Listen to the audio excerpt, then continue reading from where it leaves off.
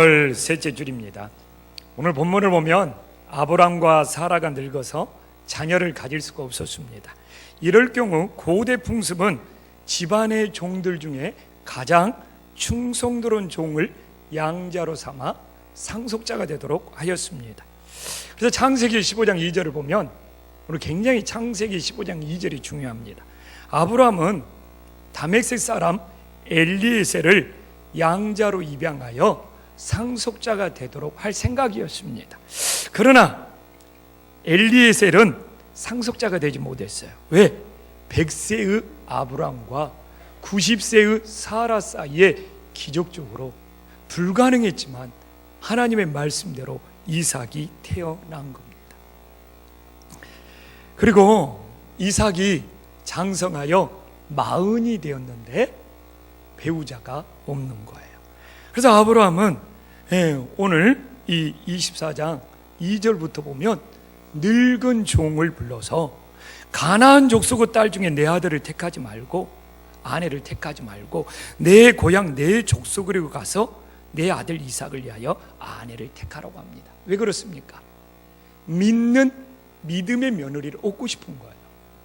가나안 족속은 우상을 섬기기 때문에 우상을 섬기는 며느리가 아니고 이 늙은 종에게 부탁하여 믿음의 며느리를 얻고 싶은 것입니다. 그런데 바로 이 늙은 종이 40년 전에 양자가 되어서 상속자가 될 수 있었던 엘리에셀이라는 것이죠. 이제 세월이 흘러서 이게 무슨 얄궂은 운명입니까? 어떻게 보면 이삭이 얄미운 거죠.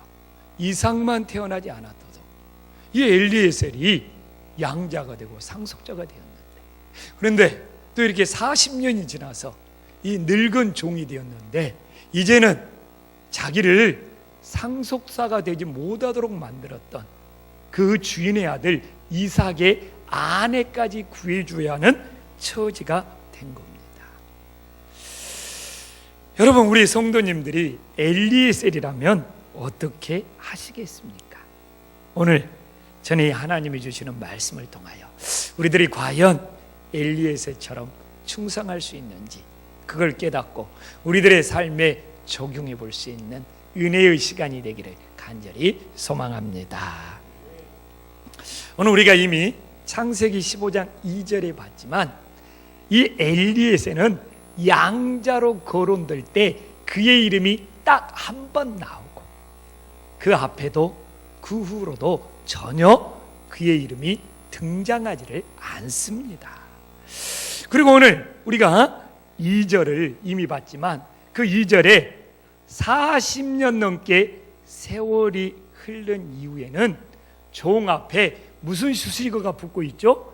늙은 종이라고, 늙은의 수식어가 붙고 있지만 그의 이름은 전혀 나오지 않는 무명의 종이었습니다.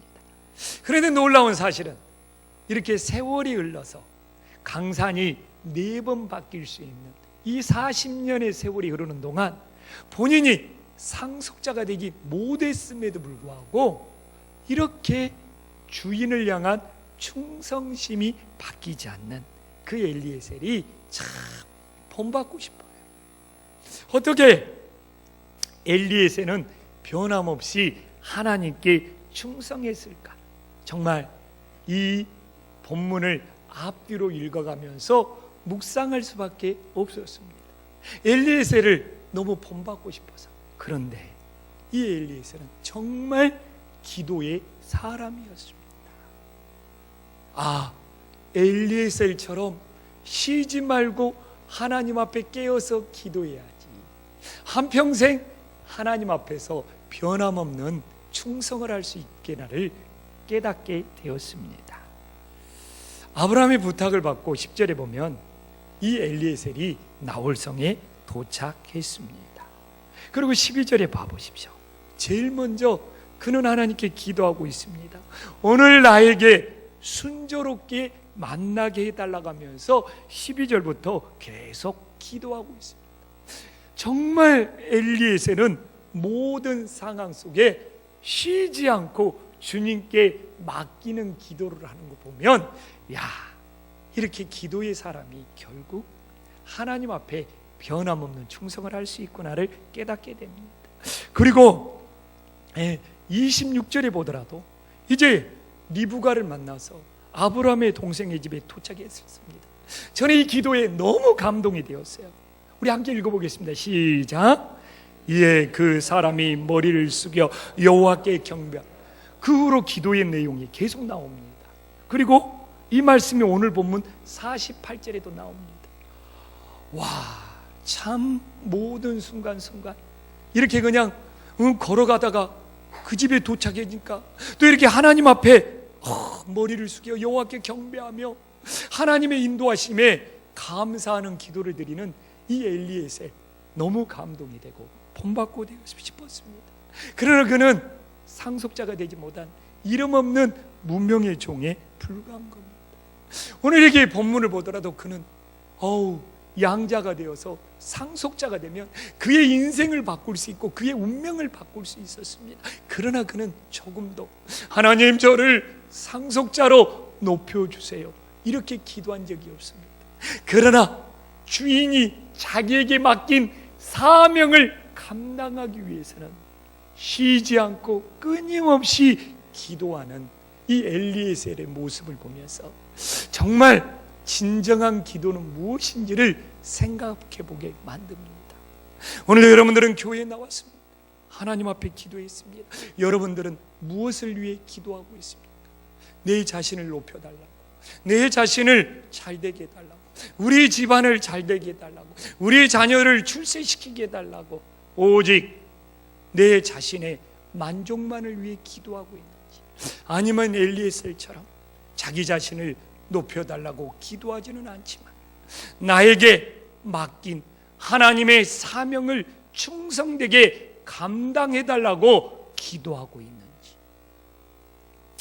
정말 우리들의 기도가 이제는 내 자신의 만족이 아니라 하나님의 사명을 충성할 수 있게 해달라고 기도해 볼 수 있는 성숙한 신앙들이 될 수 있기를 간절히 소망합니다.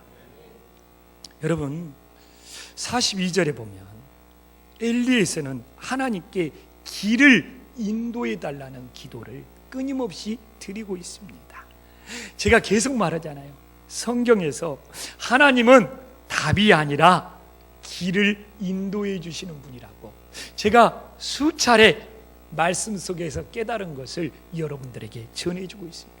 그래서 신앙생활하면서 하나님 나에게 답을 주세요, 나에게 이렇게 매달리면 참 길을 찾지 못해서 오히려 신앙이 방황할 수 있습니다.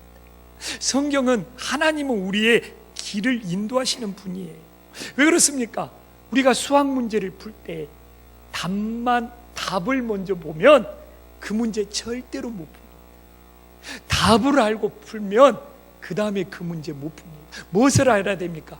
그 문제를 풀 수 있는 공식을 알아야 돼요. 이 공식이 바로 길인 거예요. 그 문제를 풀 수 있는 공식, 그 문제를 풀 수 있는 길을 알면 답은 저절로 나오고 그 다음에 또 그 문제를 만나도 풀 수가 있는 거예요. 그러나 정답 먼저 알아버리면 그 수학 문제 다음에 만나면 또 풀지 못합니다. 그래서 우리 하나님은 정답을 주시는 분이 아니라 언제든지 길을 인도하시는 하나님이시라는 겁니다. 그러면 우리는 어떤 것이 진정한 하나님의 인도의 방법일까? 우리는 과연 내 삶은 하나님의 지금 인도를 받고 있는 신앙생활을 하고 있는가? 오늘 이 엘리에셀에 비추어서 찾아봤으면 좋겠어요.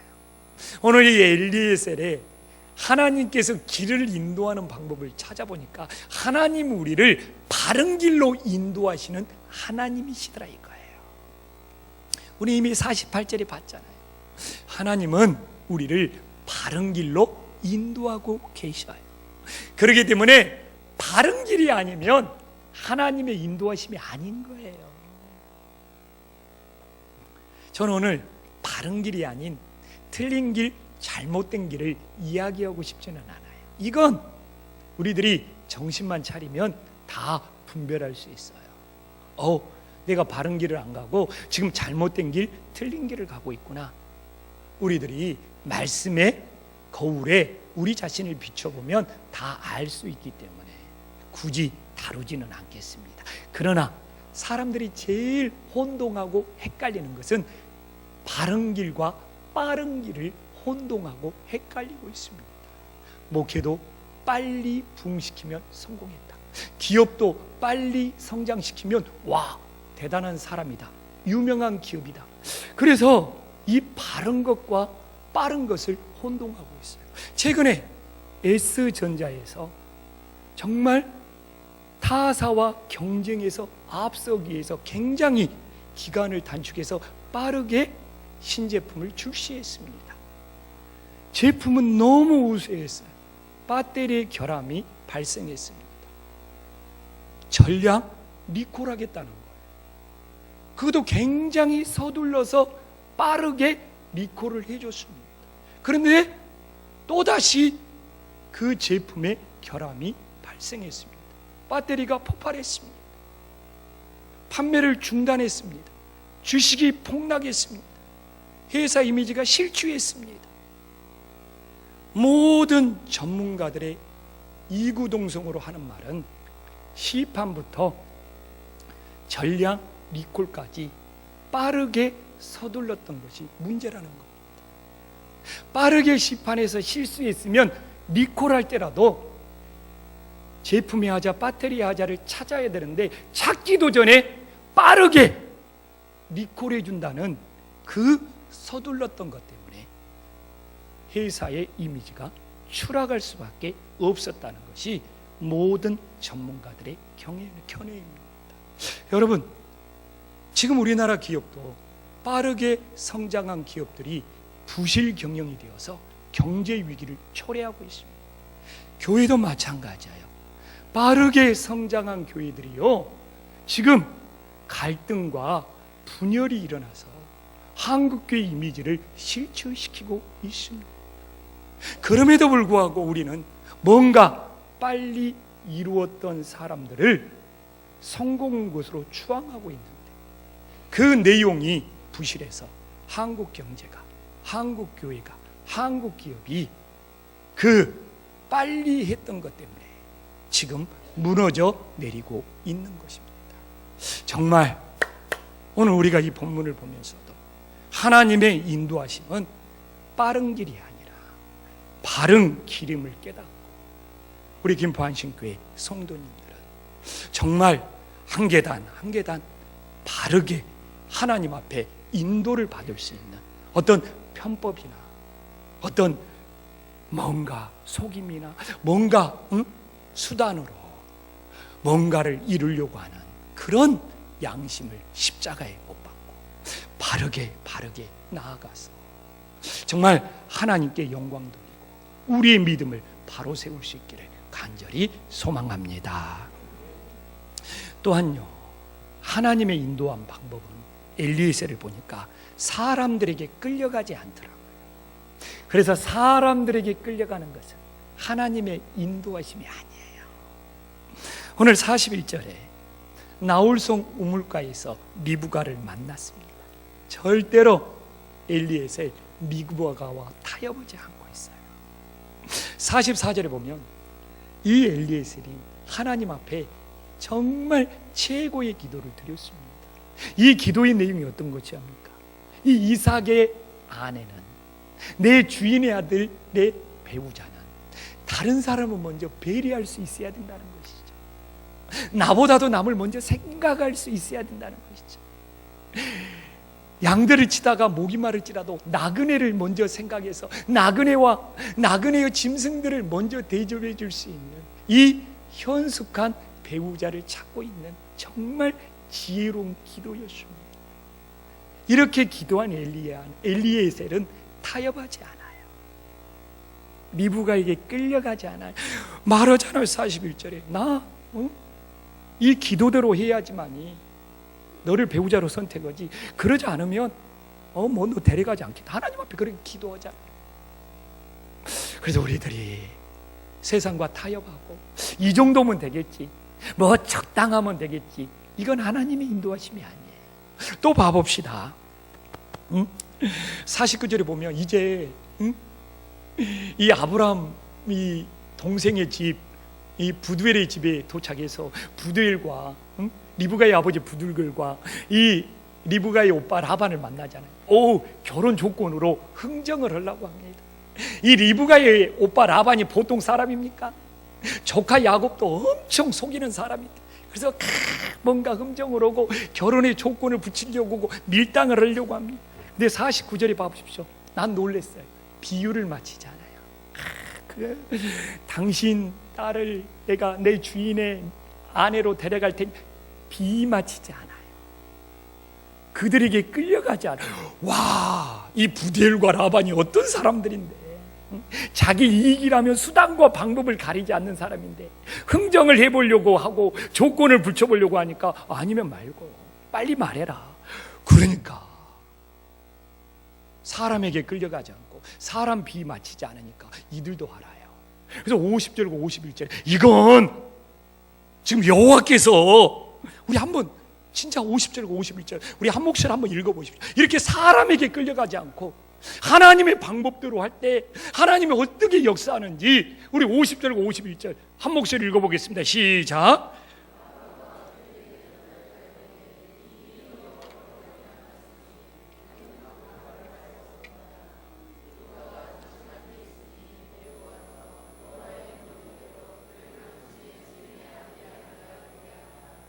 하면 놀랍지 않습니까?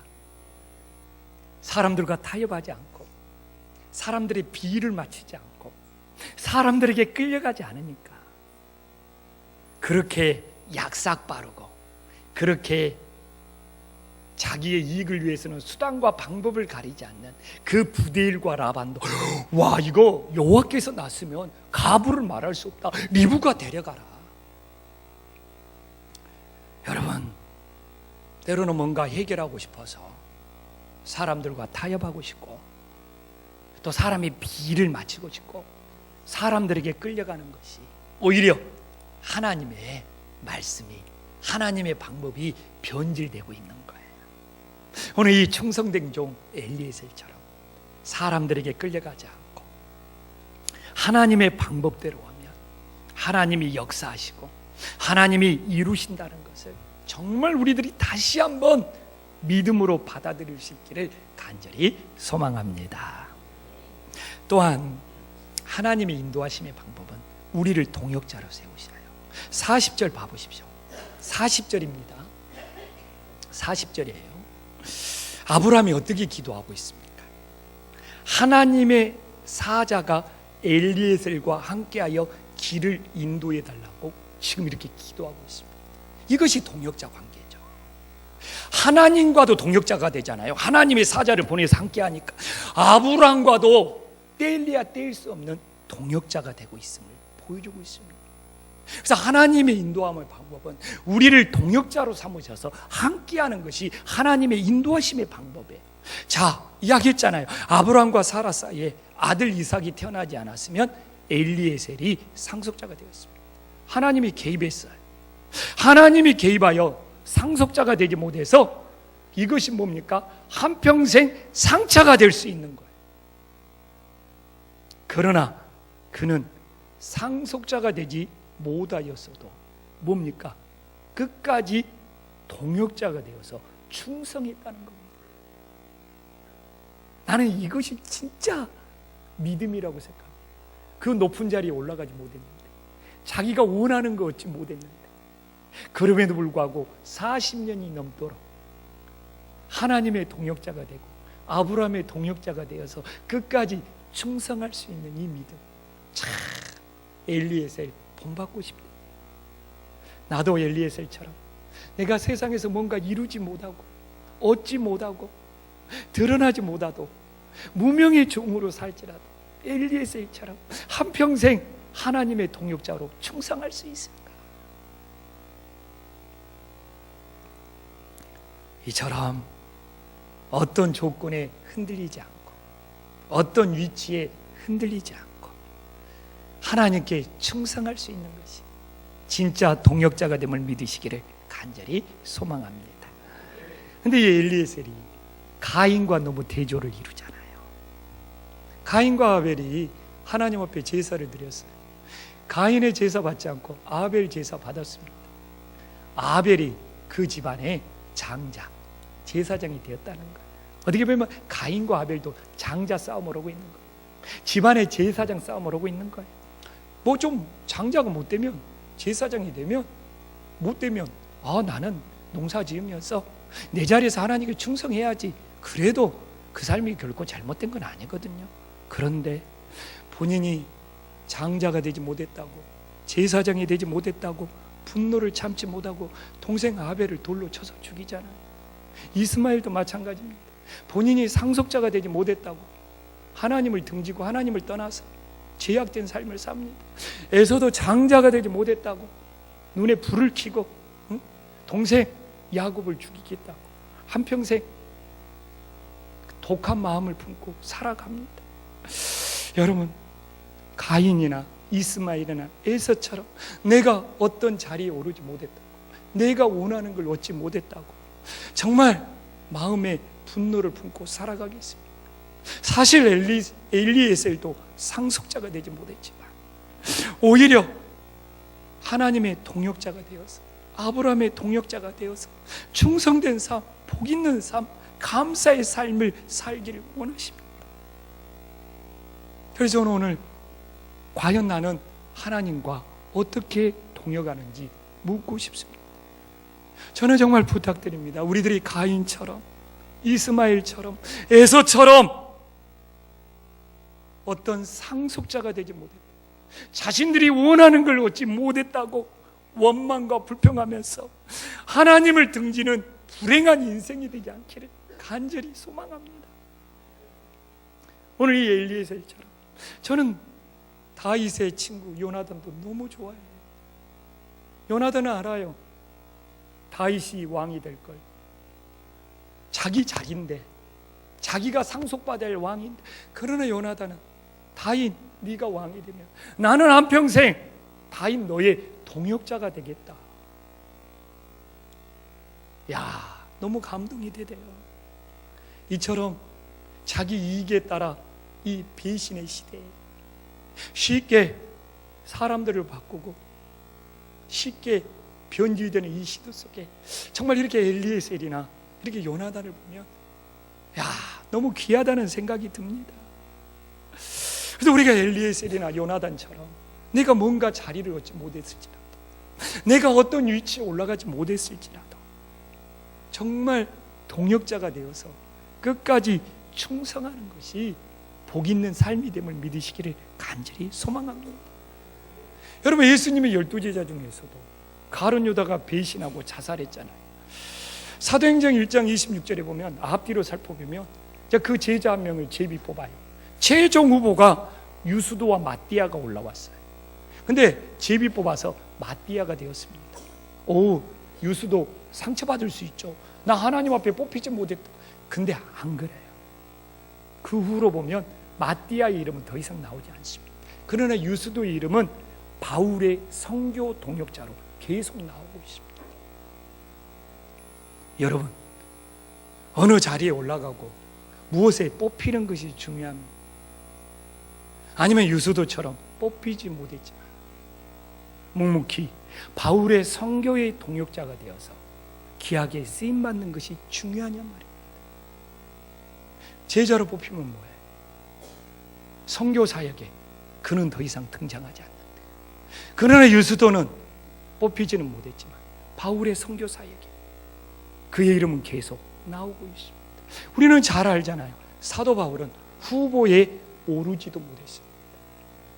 그러나 예수님의 동역자가 되어서 어떤 제자들보다도 하나님의 선교 사역에 위대하게 쓰임 받았지 않습니까? 저는 오늘 엘리에셀을 보면서 상속자로 선택받지 못했죠. 이름도 없는 무명의 종으로 살았죠. 그러나 한평생 종의 자리에서 변함없이 동역자가 되어서 충성했던 엘리에셀을 본받고 싶습니다. 제가 이제 나이가 50이 되고 또 교회가 이 정도 사이즈가 되니까 정말 많은 분들이 전화로나 찾아와서 이제 조 목사 교회 안에만 갇혀 있지 말고 밖으로 나와서 활동 좀 하라는 겁니다. 그래야면 노회장도 되고 또 당신 이름도 밖으로 낼 수 있지 않느냐, 이런 이야기를 정말 많이 듣습니다. 심지어는 어느 선교단체에 찾아와서 조 목사는 선교에 관심이 있으니까 이 선교단체에 뭔가 직함 좀 맡아달라고 직접 찾아와서 부탁하는 경우도 많습니다. 그러나 가슴이 뛰지 않아요. 어떻게 가슴 뛰지 않는 일을 할 수 있겠어요? 그리고 제가 아직 부족하고 그만한 그릇이 못 되는 것이죠. 그만한 그릇이 되시는 분들이 해야죠. 그것도 소중한 일이니까. 그러나 저는 그런 그릇이 못 되고 또 제 가슴이 뛰지가 않아요. 설교를 준비하면 가슴이 뛰는데, 우리 성도님들이 병원에 입원했다 보면 만사 제껴놓고 찾아가야 된다는 그런 마음은 드는데,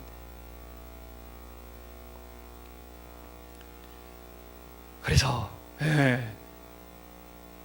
주변에서 많이 걱정합니다. 교회 안에만 있다고. 그러나 감사해요. 지금 목회 자리에서 주님께 충성하다 보면, 주님의 충성된 동역자가 되면 또 언젠가는 하나님의 저를 밖으로 드러낼 수도 있겠죠. 그러나 그렇지 않아도 상관없어요. 오히려 안 드러나는 것이 감사할 수 있어요. 오늘 엘리에셀처럼 이름도 없는 무명의 종으로 살아갈지라도 변함없이 내가 정말 바르게 주님의 충성된 동역자로 목회를 마무리할 수 있다면 이것이 최고의 은혜죠. 최고의 감사죠.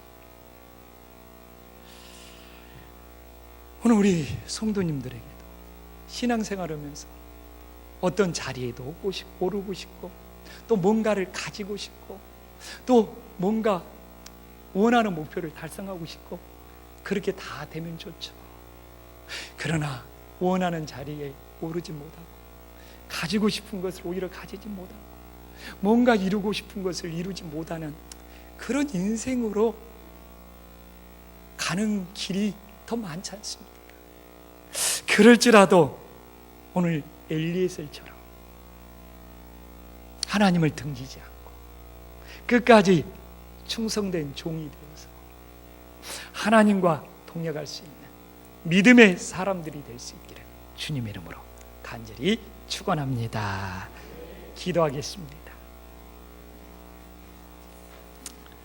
이 시간 기도했으면 좋겠습니다.